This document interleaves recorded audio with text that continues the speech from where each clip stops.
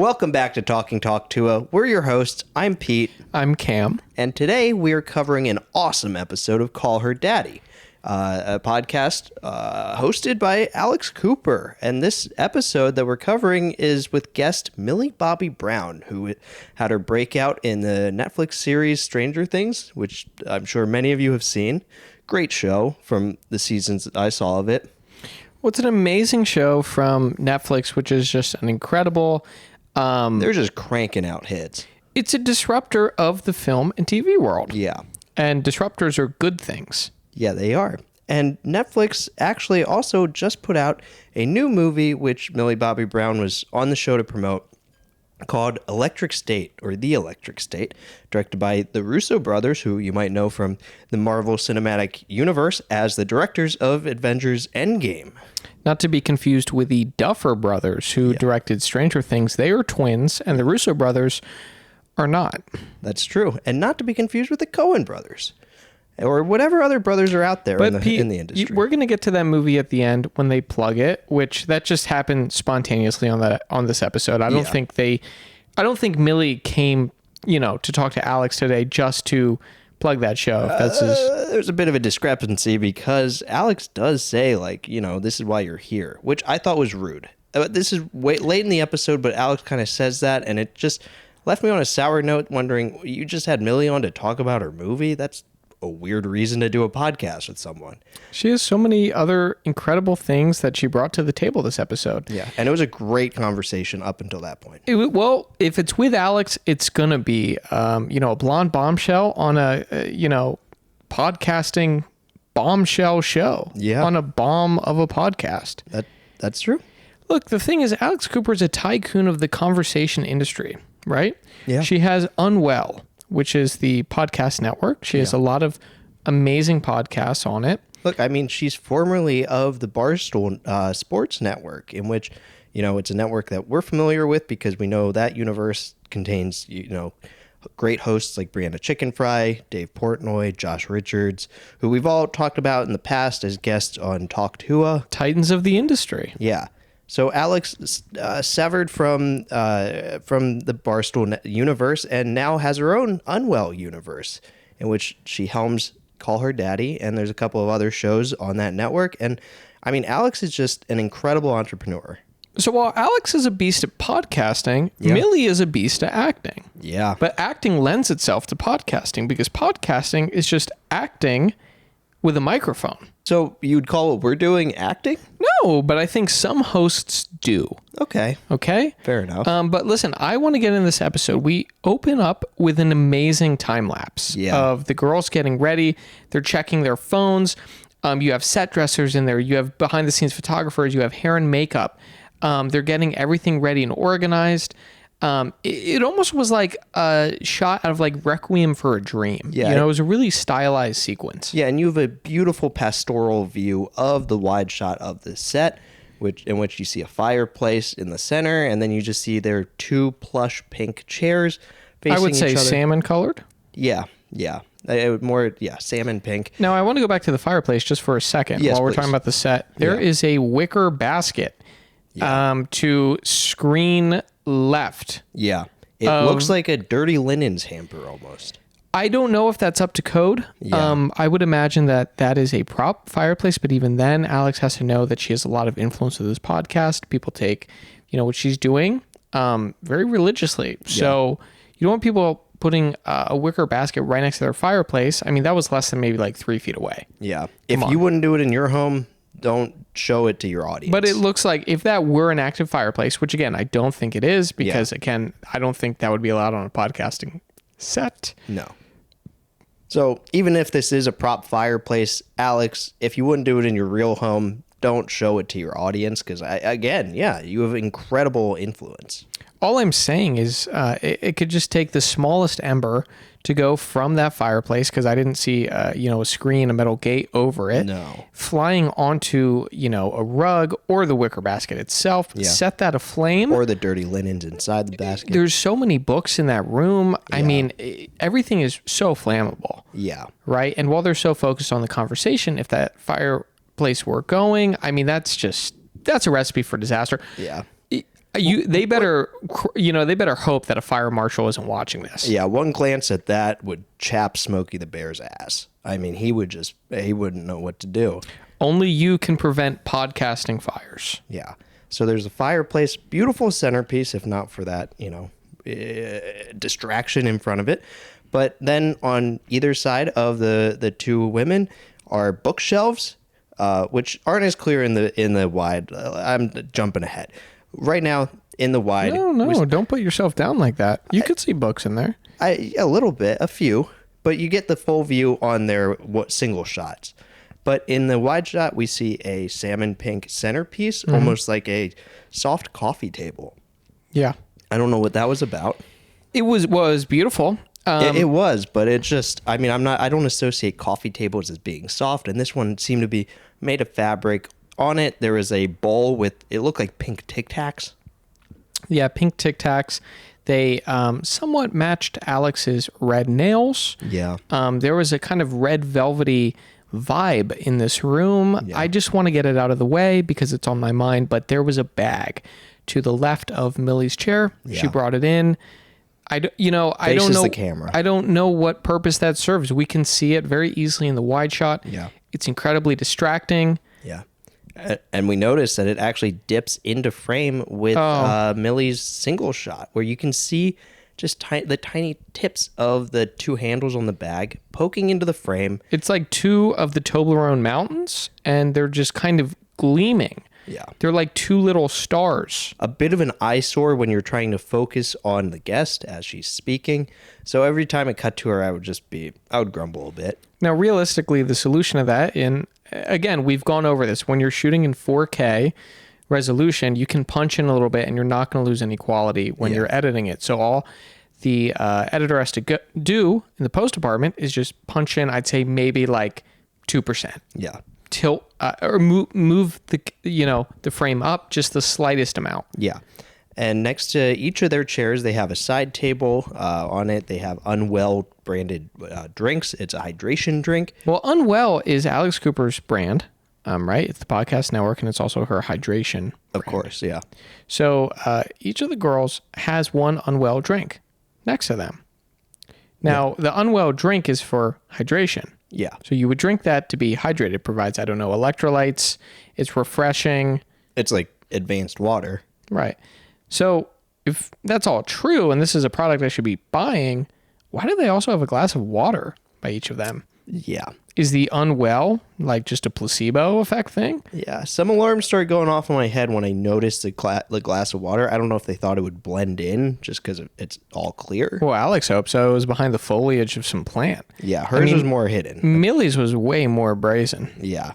And yeah, it's definitely a conflict of interest, it seemed. I don't know what water it is. I don't know why Alex would directly compete with her own brand. Especially in the fact that we don't see either of these women take a sip out of either the Unwell or the water. Yeah. It's one or the other. And there's so much space to the under that coffee table. They could just put the water glass there and they could hide it. Yeah. They could only have the Unwell there for the product placement. But what that tells me is there's no confidence in the product. Yeah, and if you come to set quenched, ready to record, fully hydrated, why bother with the water? It makes doubly less sense. Yeah, because if anything, now they're overhydrated, or they're just not drinking the Unwell. Yeah. So let's just hope it's not the latter. Yeah. Right? Yeah, it definitely seemed a little alarming. Don't know what that says about the product. Take caution if you see this in stores. Maybe think about this, what happens on Alex's show when it comes to that drink. Because if it's between that and a glass of tap water, they both have equal footing right now on the show. Yeah. So I'm not being weighed down in one direction or the other. Yeah. And I'm sure you could probably get some nicer water for the price of an Unwell. Like you could probably get a Smart Water bottle if it's between that or an Unwell. I'm sure you could get a Mountain Valley sparkling water for that price. Yeah. Glasso? Is that who makes Smart Water?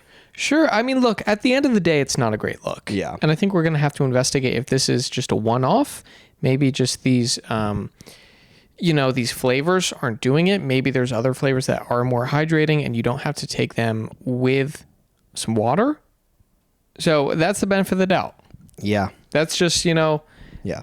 I want to go in a positive tone for this episode. I don't want to no negative. I don't want to lay into the critiques. I mean, we definitely have some. Yeah. But this is all for podcasters to grow and better their craft. Yeah.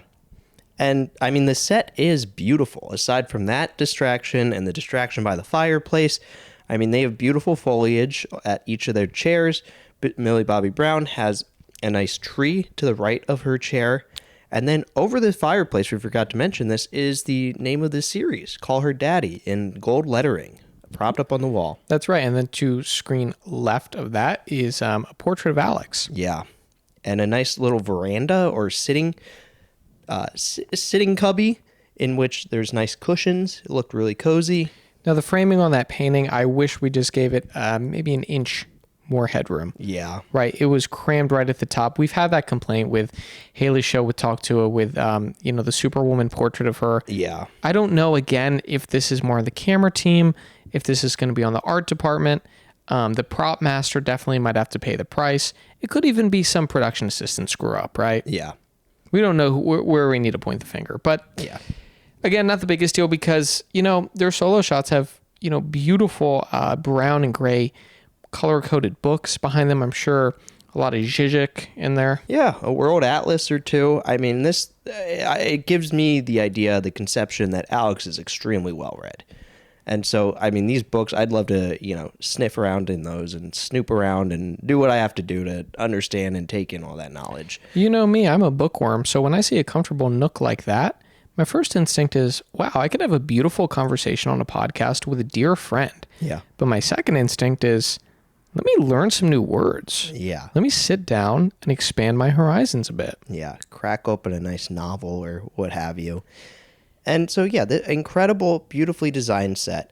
And then, we see this partly through this time lapse of them getting ready. I want to note that as they're getting ready, at one point, you see Millie Bobby Brown fiddling around with her phone. Yeah. And it worried me. I thought maybe this phone would make a couple more appearances throughout the episode, as, can happen on podcasts that aren't well staffed with phone wranglers. Well, that shouldn't be a big deal on Alex's podcast. Again, I think it's the responsibility of the host to set the tone. We're going to get to this later.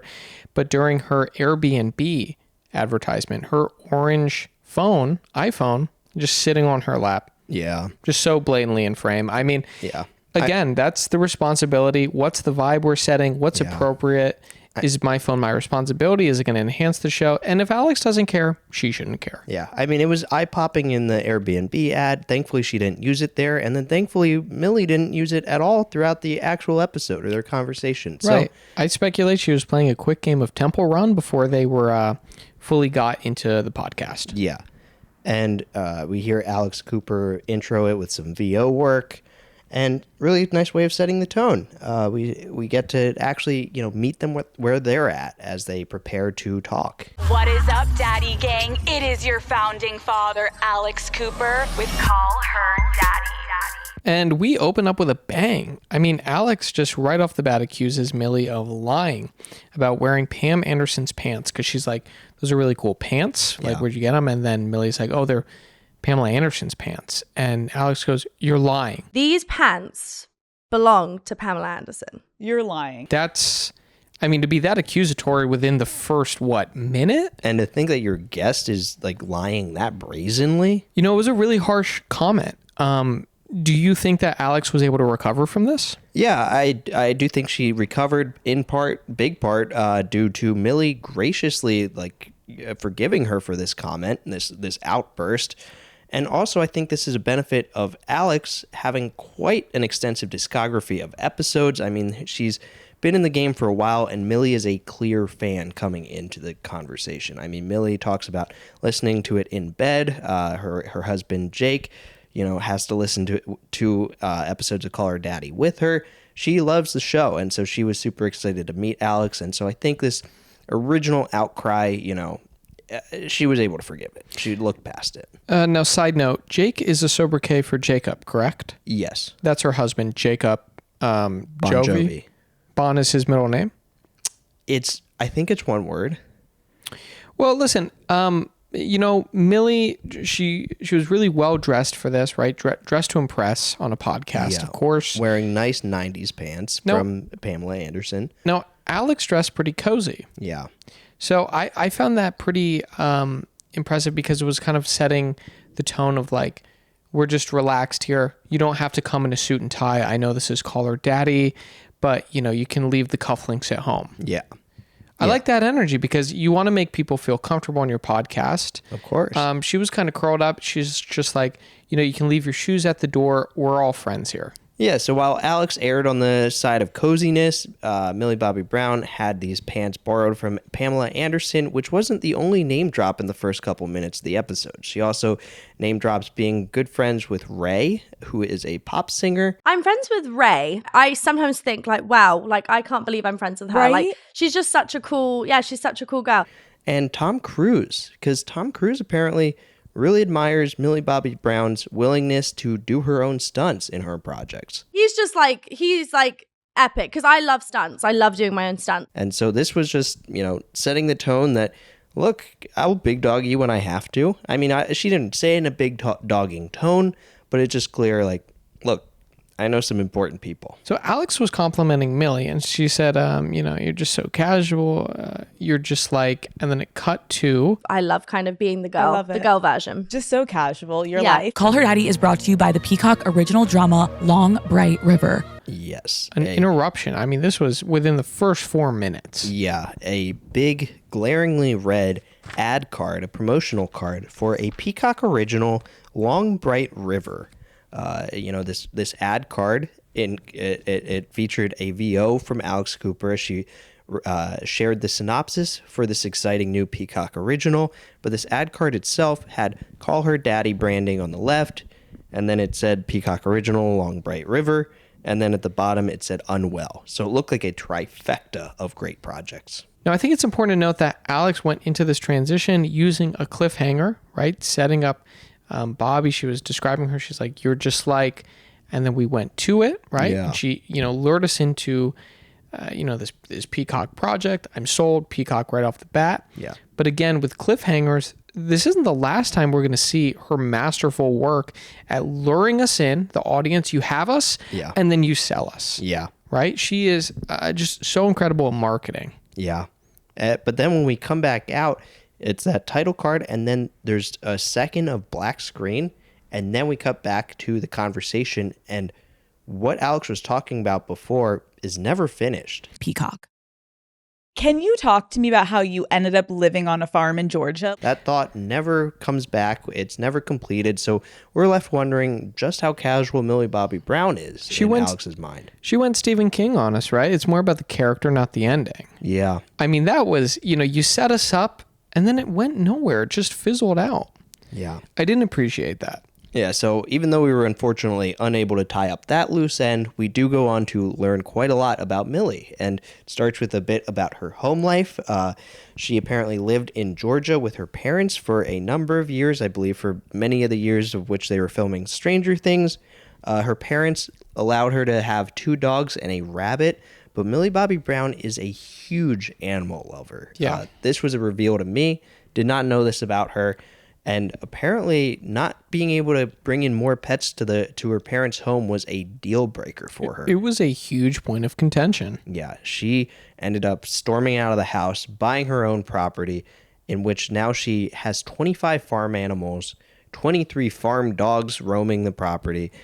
Yeah. So many pets. She is like she's created an animal sanctuary for farm animals of all shapes and sizes, and they're a huge part of her life. And all these animals, they're named after kids' names, like stuff she would name future children, like Cardi B, Slick Rick, Eminem. Can you name them all? So that's like the goats, Cardi B, Slick Rick, Eminem. I have Frank. I have Betty. I've realized I've named them all after names I actually really like for kids' names. We got 10 dogs. We got 4 cats. We got 23 dogs that live outside the house in a sanctuary. Yeah. I mean, this is a real Dr. Dolittle situation, huh? That's where I disagree with you. I speculate it's more of the Mr. Popper's penguin kind of scene, but on a farm range. Do you think there is a number of pets that's too many pets? with Millie's situation? Look, for me, I mean, this is a personal thing. I could probably cap myself at 2. Okay, so you'd be more on Team Jacob. Yeah. Because her husband isn't quite fond of that many animals, and that is that's a pretty big issue in their relationship, she said. Jake said, like, no more. Like, Mill, like, it's becoming a real issue. Yeah, she said that she loves sleeping with as many dogs as she can. She loved letting them curl up in bed with her, and apparently Jake tolerated it for a bit, but now he kind of set some boundaries. Says, he cut her off. Yeah, he says, I'm going to cap it at 1 dog. Winnie is allowed to join us in bed. And, I mean, Millie kind of has it her way when Jake goes out of town. Whenever he's away for a bit, she just has all the dogs curl up with her in bed. They're her, comfort.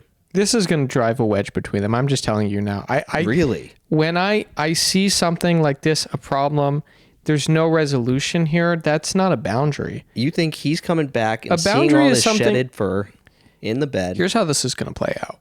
Jake's going to leave town, and Millie's going to get another dog. Then he's going to come back, find some extra fur on the bed, and say, something smells fishy here. I better stick around to see what's up, right? Yeah. Because he's probably lost count I'm sure. by now. Yeah. And then Millie is going to try and start booking him more gigs out of town, get his ass out of the house. Really? Yes. This is what I think is going to happen. She's going to encourage him to travel with his buddies, do group trips, go hang out with his dad, go to Turks and Caicos, go to wherever. And, it might end up in just splitting up ultimately. That feels a little far-fetched. No, not far-fetched, because if his boundary is saying 1 dog and her boundary is 50 dogs, 10 goats, 4 cats, and the number of farm animals. He didn't say anything about the farm animals. I think he has a okay. raging contempt for them. Really? Yes. Even the cows? I think so. The ducks? Yes. The pigs? All of them. Really? Yes.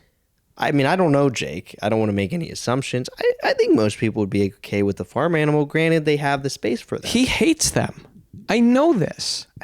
You know this. I don't know. I don't want to make any assumptions about another couple's relationship. He just seems so black and white, right? He's saying, you want to have 60 dogs sleep in the bed, and I'm sure this is a massive bed, but he's saying the resolution is 1 dog. That's ridiculous. Look, I mean, she seems to be over the moon about their relationship. It seemed For like now. a real. For now. Look, I mean, the way she described it seemed like a fairy tale to me. But I mean, to keep covering just what this kind of animal sanctuary is like, she shares the names of some of her animals, like we covered. But Sure. Okay. Just wait till she gets into reptiles, and that's going to tip it over the edge. I'm telling you right now, 1 gecko is going to break this relationship. He is at the cap with animals, man. I don't want to put this out there. All right. You don't want to fight with me on this. I don't. I have no interest in fighting with you on this. We can move on. I do want to push back on Millie, saying that she has a dog named Barbie, which she named before Barbie was a thing. I have a Great Dane, Barbie, which I named her Barbie before Barbie was a thing. I agree with you there. She said before it was a thing. Now, hold on a second. Mattel has been creating Barbie since the 1960s. Yeah. And, I would speculate that Millie wasn't around then. Now, was she? Yeah, I mean, either Millie's a time traveler or she found Old Yeller and renamed him. I just want to say 7 minutes and 12 seconds. Let's take a peek at this wide shot. I'd love to. I mean, this thing is magnificent. I just want to take a second to appreciate it, right? Yeah. Perfectly centered, perfectly balanced. The Call Her Daddy. I mean, we ran this thing through a simulation. That is on the money. This is one of the most beautiful wide shots I've ever seen in podcasting. Perfectly balanced on both sides, symmetrical like nothing else. Like they built this on a bevel. Now, do you think Millie is in her tradwife era? I see people online are saying that you're in your trad wife era. What is your take on that? I think she's a bit of a Tino, a trad wife in name only. She claims to love having these farm animals, getting eggs from chickens, cooking a lot at home. Cooking every night, she said. Yeah, Alex couldn't really believe how much of a trad wife she is, but Millie didn't want to claim the title. I mean, she was trying to shy away from it, saying like, look, I'm just doing my own thing. I'm having a blast. Yeah. Let's not put a label on it. Right. But I'm going to label it Tino. Well, I think Millie's a jack of all trades here, right? I mean, she's an actor, podcaster, Then Millie shared that she'd love to be cast in The Secret Lives of Mormon Wives. If she could be cast in any reality show, I presume she'd love to be cast as one of the wives. That's cool. One other cool thing is that Millie and Alex found some common ground, saying that they would both love to be Love Island girlies. Are you a Love Island girlie? I am so Love Island through and through. Yeah, they're both huge fans of the show. Can't get enough of it. Seems to be a bit of a guilty pleasure. Millie actually said that she spent some time in Turks and Caicos recently with a big group of friends. For her birthday. Well, we learned later that she was there for her 21st birthday, but at this point, I don't think she disclosed that it was a birthday trip. Oh, excuse that massive spoiler. This just makes for an epic birthday trip. And they had a murder mystery round of Love Island. They played a game, like a game simulation of Love Island. I actually just was in Turks and Caicos with all my friends and we played Love Island. Well, if you're in Turks and Caicos, it's like when in Rome. Yeah. And apparently she immediately shacked up with Jake. They found each other and they paired up. Jake and I immediately coupled up together. Which I do kind of wonder if that defeats the purpose of Love Island, because you're not you're there. Love Island is you're there to meet new people, see what kind of romances can bloom. We find out next that Millie got her blonde platinum hair done in a record time of 13 hours. I was sat in the chair for 13 hours getting my hair done. Where is she going? Because I have some hair people that I'd love to recommend. Yeah. Who can do it shorter? 13 hours, that's a day rate is 12. Then you're paying overtime. Yeah. That's, and hazard pay when there's scissors involved, sharp objects. Me and my Pookie, we go to our friend to get our, hair bleached and, she'll go 6 hours. She'll go platinum if 3, if really? two or 3 max. And really? I am chatty Cathy. So mine's usually 10. Really? Yeah. Where are you going? Some place down Sunset and Hollywood. And you're just getting your hair bleached? Platinum? No, just a typical cut. Oh, just for a cut. Yeah. So, I got to check out where you're going. Well, 3, that would save me a lot of time. Yeah, don't rush perfection. Okay, but that still beats 13 hours. Yeah. Now, Alex asks Millie, what do Brits do better than Americans? Yeah. What is something the Brits do better than Americans? Gosh, this is interesting. Because keep in mind, she's British. Yeah. She can do an American accent. She did have a British accent the entire episode. That's right. Now, she says the banter. So, they're in the perfect combat arena here, a podcast. Yeah. A Brit versus an American, a Yankee. And, I think Alex does hold her own. A little battle of the bants. And I think, I don't know if this was Millie kind of challenging Alex to step up to the plate, saying look, I'm used to some high level bantering. My standards aren't low. She kind of slipped that in there to say, let's step it up. Yeah. Well, Alex takes her up on her challenge and she gets really vulnerable when she admits she hates when people lie. This was just devastating. What is something random that pisses you off? I'm when someone lies to my face. Yeah. It's a huge moment, a huge reveal from Alex. Yeah. She apparently can sense when people are lying because there's something with clenching their jaw. I can kind of tell when someone's lying. Same. Because when they do that clenched jaw thing. And yeah, that was just, heartbreaking because I do want to bring back the moment where she accused Millie of lying about the Pamela Anderson pants. I think her trust has been broken before, and I think she was just defensive. I don't know if Millie's jaw locked or anything there that Alex caught on to, because I'm no, listen, right off the bat, you bring someone on your podcast, they're saying, that's wild. Those are Pamela Anderson's pants? It's a little far-fetched, yeah. So if anything, I think she was just trying to protect herself. Yeah.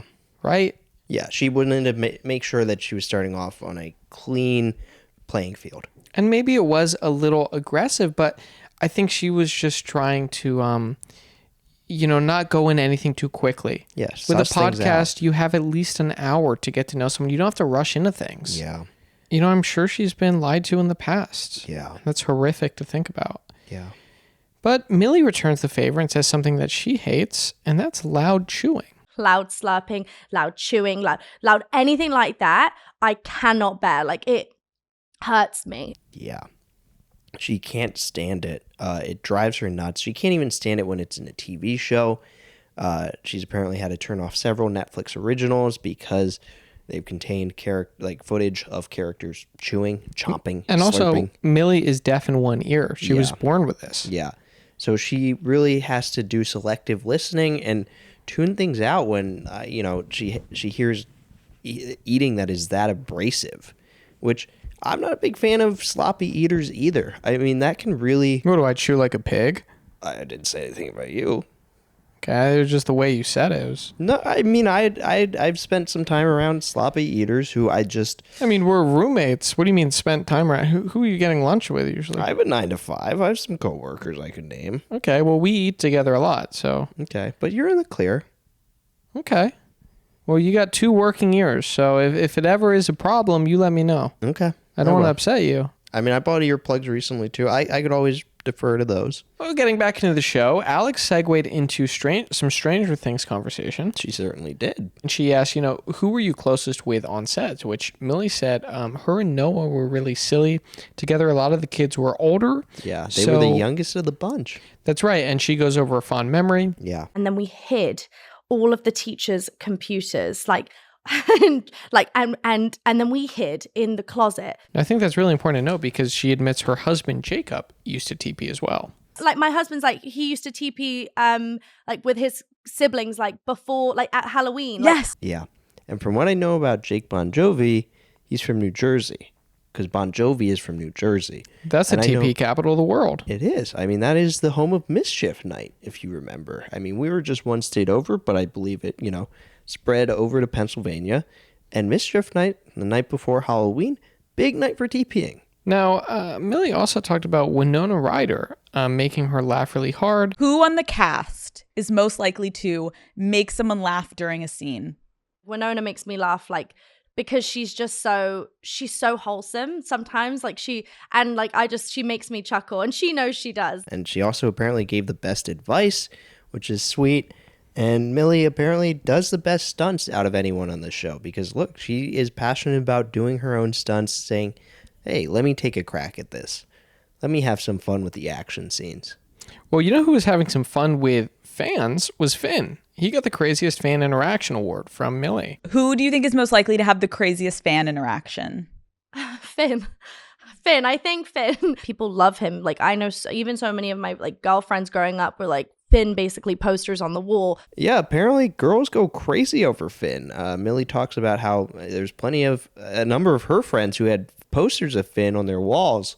And so, look, Finn got a very active fan base. But Millie took home another prize for second weirdest fan interaction, which was that at some meet and greet, some event that she was at, a male fan came up to her with a coffin and a doll of her inside that coffin. One time I had a man bring me at an event a coffin with a doll of me in it. Millie said it was a little jarring. She said it was nice to meet him and try to, keep on pushing. Well, this really reminds me of some of Haliey Welch's fan interactions that she had down in Tennessee. Yeah. Where she said some guys were obsessed with her. Yeah. And I think, again, this is where we got to zoom out and say, with social media, I think people form some, relationships with creators. Yeah. They don't really realize how deep they are, in these holes, and especially with women online, right? Yeah. I mean, some guy was sending Haliey pictures of his girlfriend sprawled naked. Sprawled eagle. That's it. Yeah. So, it's difficult, especially for Millie, because I think, she's been getting followed by paparazzi since she was 10? Yeah. And now she's a grown woman. Yeah. And now she's married. Yeah. I mean, a very full life so far, and she's only 21. And, as a kid, she had to shave her head for, season 1 of Stranger Things. And she said she was bullied for that. I did get really, really bullied, in public.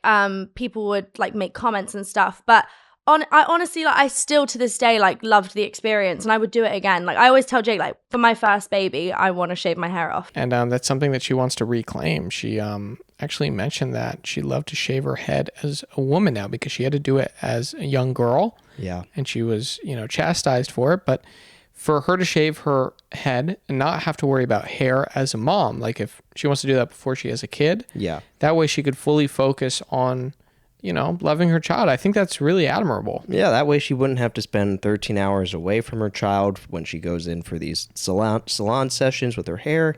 That's right.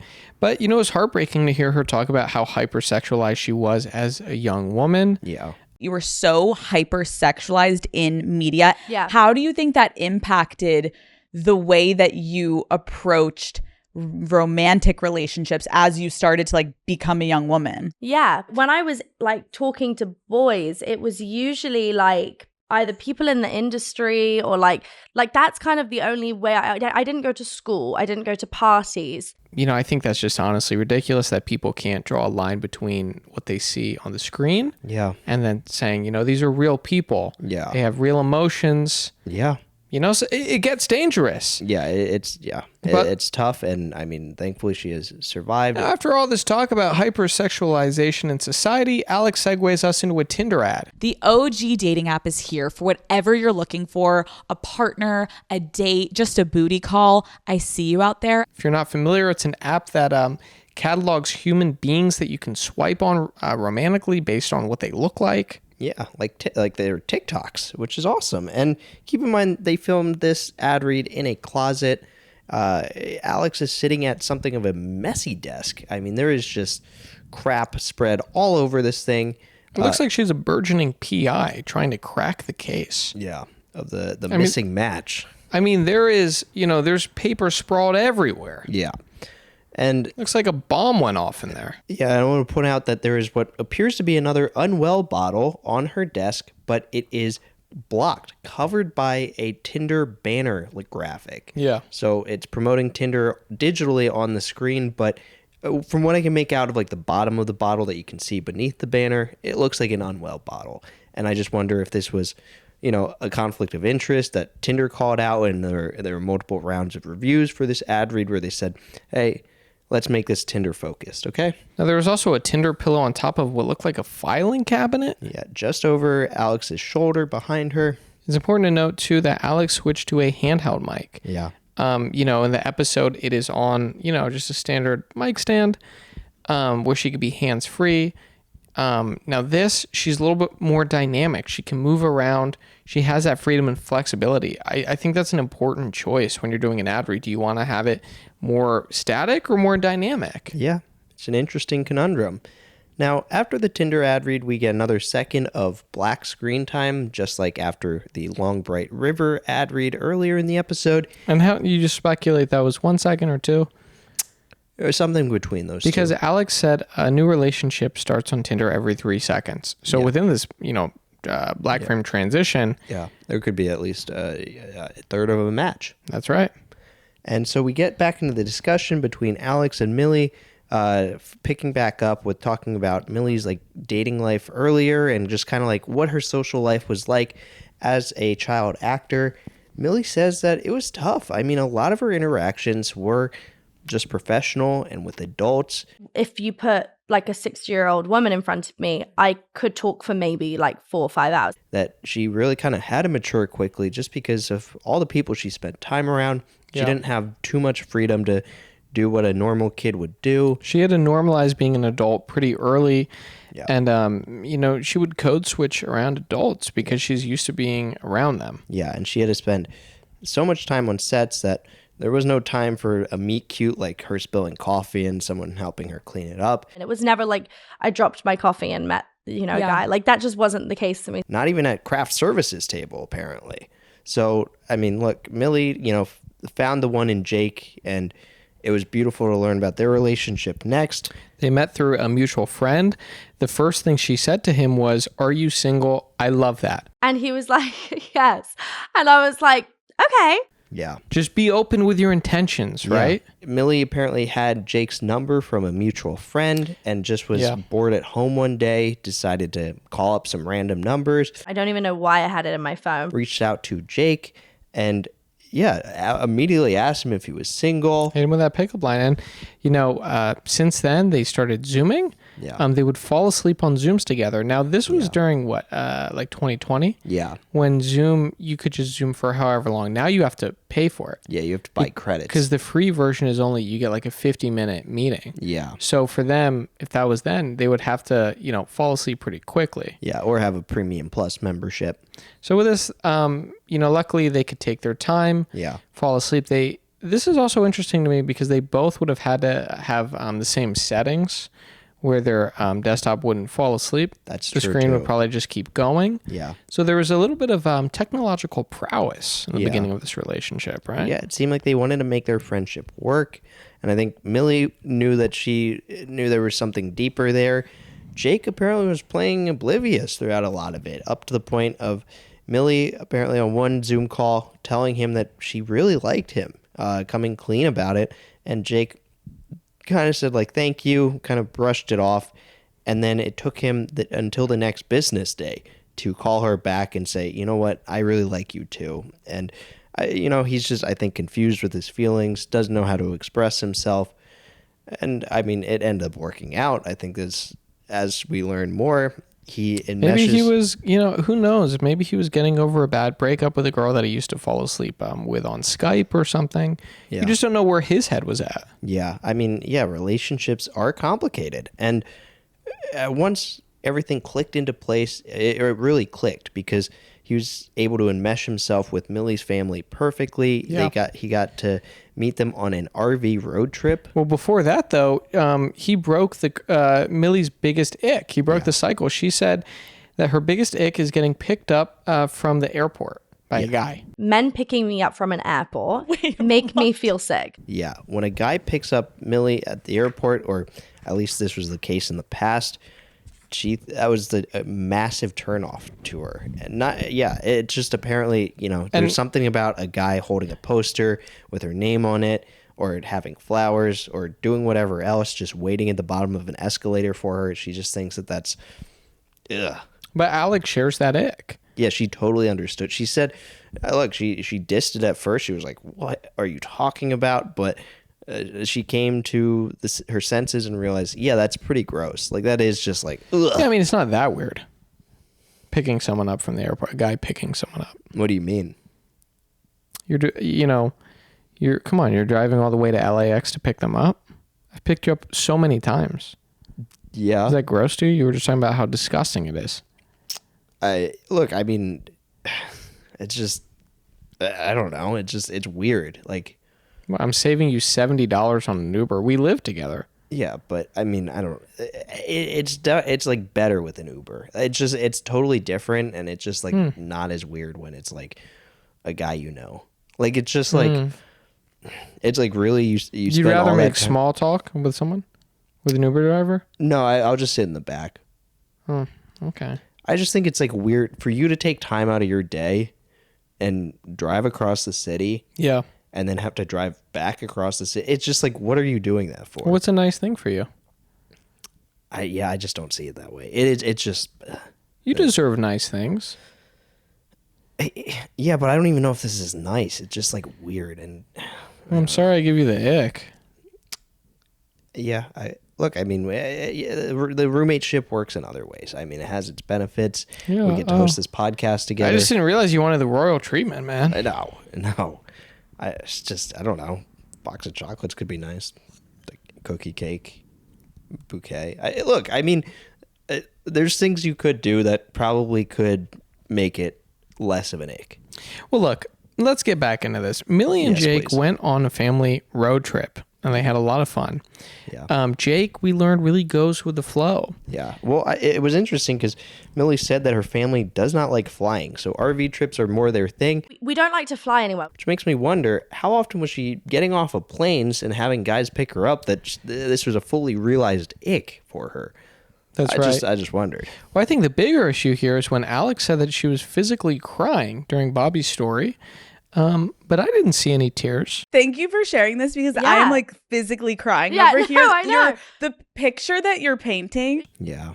What was up with that? She said she hates lying, Yeah. and then she's just, Saying she was physically crying. Her eyes didn't look that wet. no. I didn't see a single drop. Well, and I think it's important to note she said, she didn't say I'm crying, because Yeah. you could say that Yeah, and and, it's mentally, metaphorical. sure. But she said I'm physically crying. Yeah. Do you think this was just an attention thing? Yeah, What was this? It definitely drew attention away from Millie. Look, I don't know what she was thinking, but definitely seemed a little bit unprofessional. Because again, lying's not her thing, so why would she think it's anyone else's thing? Right, and maybe she just doesn't produce physical tears, but she is in the process of physically crying. And maybe if we could get another solo shot with a really zoomed in lens. We could see with an extreme close-up whether or not she's crying. Yeah. Because, again, I don't know. We could run this through a simulation or something, but realistically with this, I don't know how much leeway we have just zooming in off of the, YouTube 1080p export. Probably not much. Right. But, yeah, the story of their first road trip together seemed really special. Millie's dad was driving, I guess, picked Jake up from the airport. Jake didn't get the ick then. And he apparently had to jump into the RV. I guess that they just had to keep it moving through the pickup line. We picked him up from the airport and my dad stopped at the airport, side pickup. And as Jake's getting in, my dad started driving as he's getting in the car. And I was like, Dad, stop. And he hopped in and Jake swung his hair back and was like, hey, Mr. Brown. It was a hurried affair.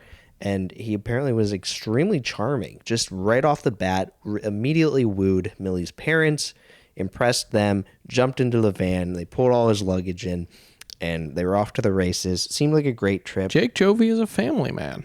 Yeah, I guess he loves just spending time with Millie and her parents. He's eager to go out to dinners with them. Millie says it's always funny because her parents always get toothpicks stuck in their teeth at dinner. My husband will be like, Mill, let's go out to dinner with them. And I'm like, we haven't been out to dinner, you and I. They're like, they're so funny. And they get toothpicks stuck in their teeth at dinner. Which, yeah. It caught me off guard when she said that because toothpicks are usually to get stuff that's stuck in your teeth out of your teeth. Right. So I don't know how they're using these toothpicks. I don't know what kind of, dental work they have. I mean, I have a gap in my teeth. Yeah. Maybe I could get a toothpick stuck in there. I mean, but that is, still an exaggeration, no? Yeah, it's like trying to put a claw down in a sewer grate to pick out a penny and you drop the claw in. Yeah. It's kind of one of those situations where you go in to rescue something and you end up losing the rescue vessel. Was she kind of blowing this up for comedic effect here, or do you think she, literally meant that? I can't imagine continuing. Because we know that Alex hates lying, and she didn't call her out on this. No, so. she didn't. Yeah, but I just cannot imagine continuing dinner with these big wooden sticks lodged in my teeth. Yeah. How do you gnaw through food after that? You don't. I mean, it's game over. You'd have to literally pick that up. Yeah. And then after that, take it off the pick. Yeah. And then put it in your mouth. Yeah. That's challenging. Yeah. It's not easy. Well, look, I mean, Millie sees a future with Jake, right? She has ever since they moved in together. I mean, that moment in time solidified her emotions, and she just thought to herself, this is a guy I want to play Love Island with in Turks and Caicos forever. I just loved hearing everything that we learned so far about their relationship. But then we move into a pretty exciting, fast-paced section called Who's More Likely, which was awfully reminiscent of the speed round questioning that Chelsea would do in Talk Tuah episodes with guests. Okay, we're going to play Who's More Likely To. Okay. Alex is just rattling off these questions, trying to get quick answers out of Millie. Well, let's do a rapid fire then. Ready? Yeah. So we got who's more likely to plan a date night? Millie. Who's more likely to do something embarrassing in public? That would be Millie. Who's more likely to spill a secret?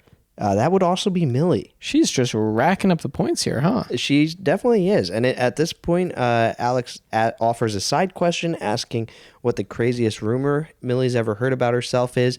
She said that she's pregnant, or the rumor was that she's pregnant because she was spotted out in public picking up diapers from the store for one of her baby lambs, which is, a bit redundant because lambs are baby sheep. Right, and then she was picking up adult diapers. Yeah, and, because that sheep had just grown so fast. Right, to an adult lamb. And so, yeah, I mean, the tabloids were like, what happened to her baby. Oh my God, the paparazzi didn't know what to do with themselves. Here's an idea. Why don't you go start a podcast and stop bothering people? Yeah, maybe invite Millie on and just have her open up about her life to you. Next, we got into apologize first. Jacob finally put a point up on the board here. Yeah, that's all him. Definitely more likely. He's going to admit his wrongdoings right away. Yeah. More sensitive. That would be Millie. Be the life of the party. This one got a little hairy, because Millie answers that she's more likely to be the life of the party, but then she goes on to explain that Jake has more stamina than her when it comes to social settings. That she'll tap out pretty quickly. She's got about 3 hours in the tank. I don't know if she does strength training for these parties, where she does it in these short bursts, where she's the total life of the party for about 3 hours, she said, but then Jake will stay out all night long. He'll make every minute count. But ultimately, Millie says she's the life of the party.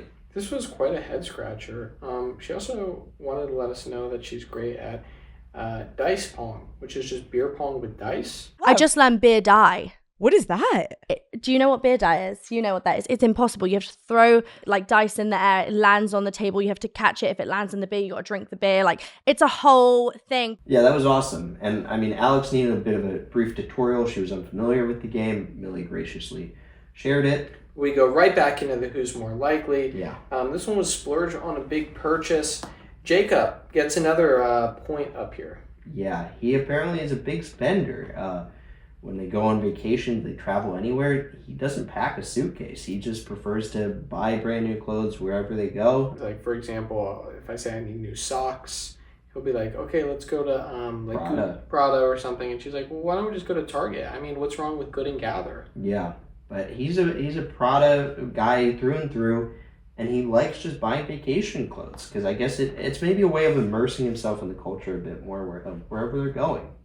I mean, hell, you bought that Albany shirt when you were in Albany. You don't take after Jake at all, you don't think? Well, I was really excited to grab that there because, again, I got it at the Albany Rensselaer train station. Yeah. Which a lot of people have been asking me where I got that. You can only get it at that train station. I've been meaning to go. I need to see Albany for myself. Now, Millie, getting back into what she talks about Turks and Caicos, right? It was her 21st birthday. This was the big reveal. Pardon my spoiler earlier in the episode. I'll own up to that. I'm like Jake. I'm going to apologize first. Yeah. Well, she said her and her friends played mermaid. We had just like the best time. Went on a boat, hung out, played mermaids. Do you know what mermaids is? Wait, is that where you like swim to the bottom of the pool? It's like when you just swim in the pool and play like house, like mums and dads. But as mermaids, you pick your color. Which, I mean, seems like a fun role-playing game. Again, this was another game that Alex was unfamiliar with. Needed a brief tutorial on, which Millie graciously provided. And yeah, I mean, it seemed like a great birthday party trip. Now, Millie was asked if she remembered any big purchases. And then, Alex, this is where the cliffhanger comes in again. Yeah. Because we cut to an Airbnb ad. Do you remember anything that you purchased where you were like stressed about it, but you were like, I'm going to do this for myself? Call Her Daddy is brought to you by Airbnb. We're at a new set. This is where her orange phone is in her lap. Actually, I speculate it could have been any colored phone with an orange case. I don't know if that was like an OtterBox or something. Yeah, it was glaringly orange though. But I noticed there were no Airbnb throw pillows, like the Tinder one. No. And also, there's no messiness in this room. This is just more of a contained set. Do you think Airbnb just had a little bit bigger of a budget, but they didn't have enough for a throw pillow? What's going on? I mean, I don't know if they had a book budget, because behind Alex was another classically beautiful bookshelf with very nice brown and beige colored books, all look like great literature. So I don't know if Airbnb supplied those, but yeah, it was pretty sparse. Other than that, in terms of just like points for us to look at to be reminded that this was an ad for Airbnb. It was a visual feast. I mean, shout out to the art department here. The complementary colors. Yeah. The blue and the orange. That's gonna draw you in. Yeah, and Alex is just spinning fantastical stories of past Airbnbs that she stayed in. Apparently, she loves them. She's had many great times and trips with friends in a myriad of Airbnbs. Can't recommend that stuff enough. but she leaves this ad read on a cliffhanger. And another. So we got into it with a cliffhanger, and then it ends on another. She bookmarks it with cliffhangers. Yeah, she talks about like keep listening to hear about some of my future trips that I'm planning using Airbnb. There are so many reasons I love Airbnb, so stay tuned to hear about all of the upcoming trips that I am planning for this year.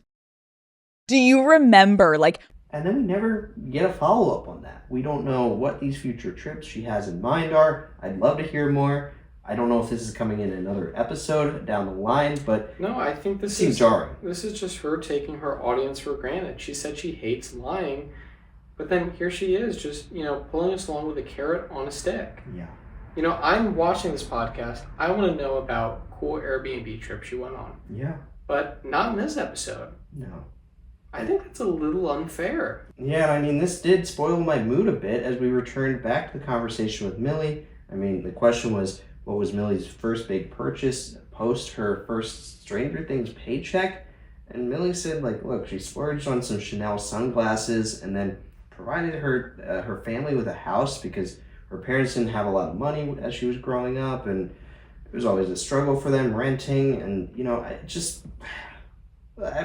look, Alex was talking about how cool renting with Airbnb is, and then was saying, like, look, I have future trips planned where I was going to be doing more renting, and then don't get to hear about those trips, but we get to hear about Millie buying a house for her family. I don't know. It was just such a juxtaposition. It didn't land for me. This was the weakest part of the episode. It was hurtful. I felt betrayed by Alex. I don't like being jostled around. Of course not. They're just not taking the viewers into account. No. We have feelings. We have emotions too. Yeah. At a certain point, we have to ask ourselves, when does it become bullying? Yeah. Right? For Alex to see what she can get away with as we listen to her show, listen and watch. We watch and see that she's not crying when she says she's physically crying. And look, it can't just be us. I have to wonder how the daddy gang feels about something like this, right? Yeah. I mean, we're coming into this as young bucks who haven't, listened to any Call Her Daddy before this. And yeah, what an episode to jump into. Huh? Look, I believe that Alex is a great host. I mean, hell, Barstool trusted her. And now she's built this daddy gang all on her own, has built up this network. She knows what she's doing, but, Did we fuck up? Did we choose the wrong episode?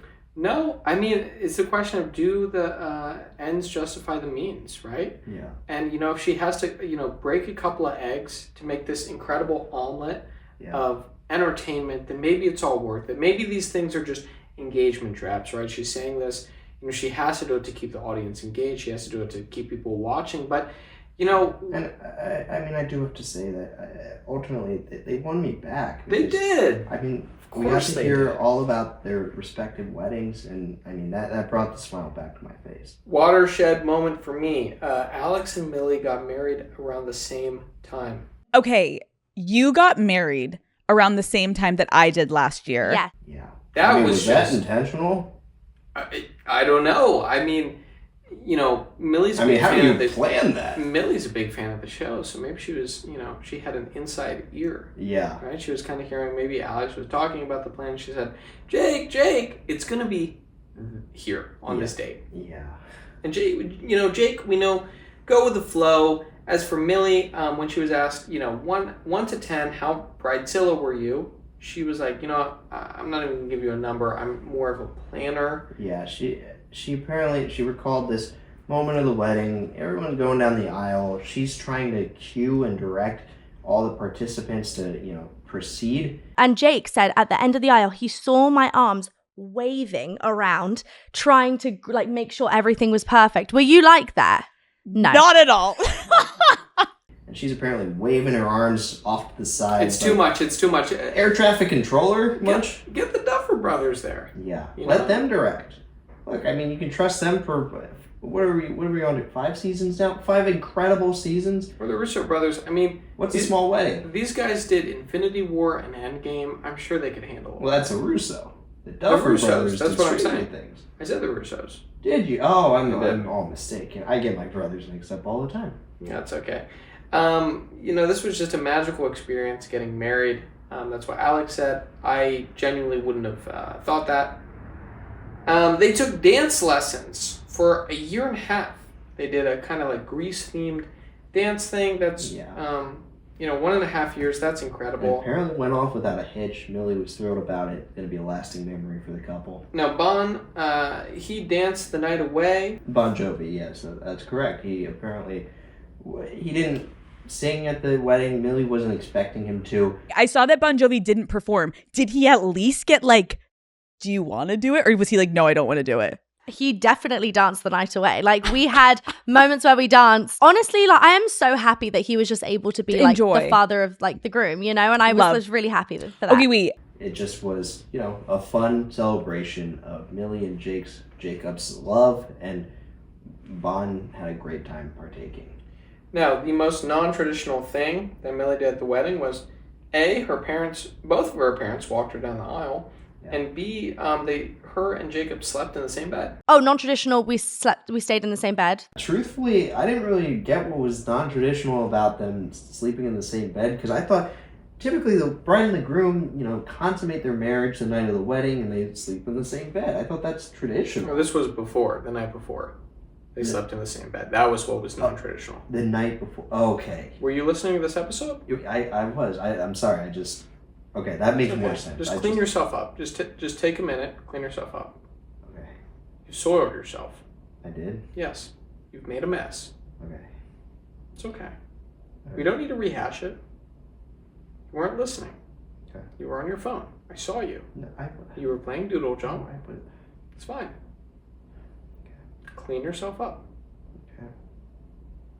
So Millie said that Chris Pratt is a delight to work with on The Electric State, which was the movie that she acted in. It's a 90s movie on Netflix. They shot it sometime in the 90s, but Chris would show... No, it's 90s themed, but set in the future. Oh, so, I'm sorry. Let's make that clear. I mean, look, you made a mess. It's fine. But it's I'm sorry. 90s themed. I thought they said it was a 90s Look, I saw you playing Pocket God as she was talking about this. I saw what you did with those villagers. Well, I wasn't... Look, I'm not going to say what you did, but you shouldn't be doing those things. And maybe give Fruit Ninja a try. Take your violent nature out on something that's not, human, a depiction of humans.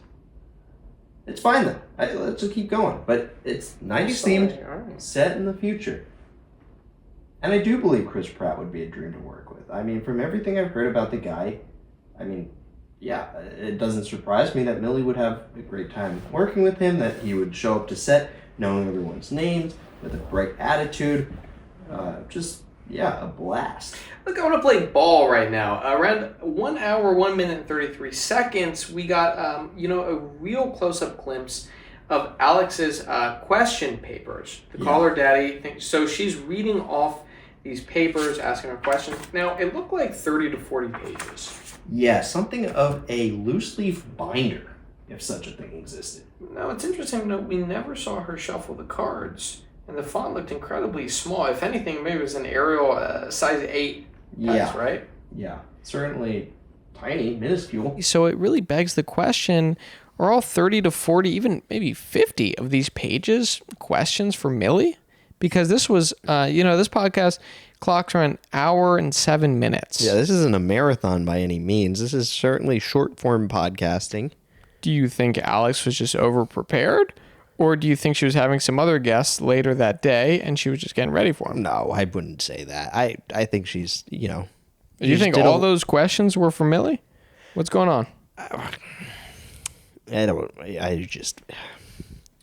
We're not privy to all the little secrets behind Caller Daddy. We're not in the daddy gang. We don't know. Yeah, and I can't imagine she would have questions for other guests in that same stack. I'm saying that's a lot of paper. It is. I don't know who the script supervisor is, what was going through their mind when they prepped that much material. I mean, when Chelsea did rapid fire questions on Talk Tuah, she maybe had a sheet of paper. Yeah. So, Alex comes prepared. I guess this is what separates, these massive podcasts from the rest. They are over prepared, if anything. Yeah. 300-400 questions ready to go. Millie said that her dream co-star is Margot Robbie. Who's your ultimate dream co-star? Margot Robbie. Yeah, that's cool. Now this beckons back to the Barbie conversation. It sure does. She'd also love to work with Meryl Streep. Well, that wraps up Alex's penultimate question. Now Her thirst for knowledge on Millie is just about finished. Now Alex's last quandary is, what does Millie wish more people knew about her?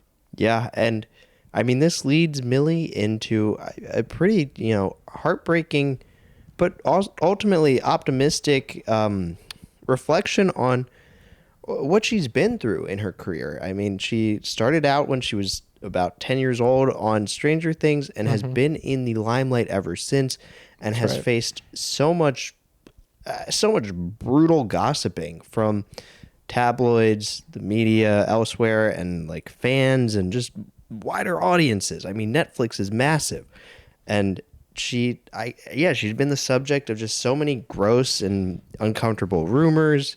She's made to feel bad about physical changes she's made to her body and like how she's developed as a woman, and it's been hard on her. Look, she's not a kid anymore. Yeah. She's a woman.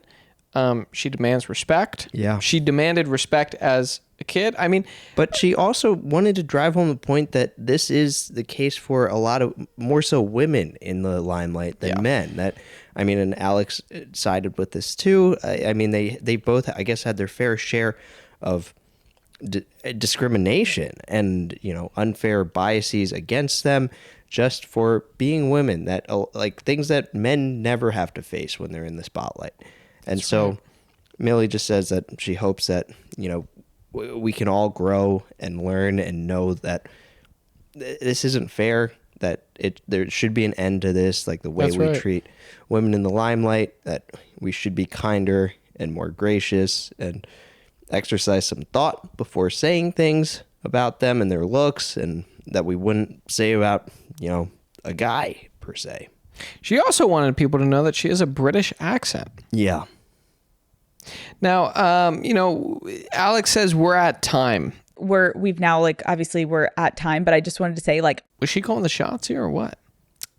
I mean, it's her show. I mean, I think that her studio is in-house. Was an AD ringing the bell? I mean, it was an hour and 7 minutes. I would have liked, that was, I think, so insightful from Millie talking about all that stuff. It needs to be said and it needs to be heard. It was, and I can't imagine Alex is renting the space. It has a time limit on that, in that sense, on their studio. So I don't know what the big deal was, what the hurry was. I mean, hell, she had plenty more cue cards to get through, but that's a wrap on the show, apparently. And as we close on this wide shot of the footage, we see Alex start to say something else. It was T. Thank you so much for coming on. Thank you so much. Oh my God. Thank you.